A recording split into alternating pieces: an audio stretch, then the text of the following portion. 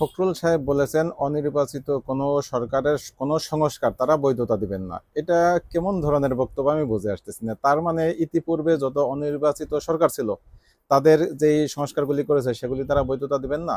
ইতিপূর্বে অনেককেই আমরা দেখেছি তারা অবৈধভাবে ক্ষমতা দখল করেছে। যদি আপনি আমাদের সংবিধান দেখেন তাহলে সেই হিসেবে শেখ মুজিবকে হত্যার পরে যেই সরকার গঠন হয়, তারপরে জিয়াউর রহমানের যে সরকার গঠন হয়, তারপরে এরশাদের যে সরকার গঠন হয়, আমরা সকল সরকারগুলিকেই যদি এদের দৃষ্টিভঙ্গি দিয়ে তাকাই তাহলে সেগুলিকে আমাদের অবৈধ বলতে হয়।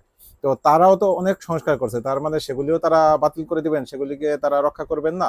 এই যে একটা একমুখী নীতি, এটা নিঃসন্দেহে তাদের দ্বিচারিতা, এগুলি থেকে তাদের বের হয়ে আসতে হবে। অন্তত জিয়াউর রহমানকে যদি তারা শ্রদ্ধা বোধ করেন, তার জায়গা থেকে বলতে হবে যে এই বর্তমান সরকারের যে কোনো সংস্কার বা যে কোনো পদক্ষেপ তাদের অবশ্যই সেটাকে অনুমোদন দিতে হবে। এটাই আমাদের বর্তমান সময়ের দাবি।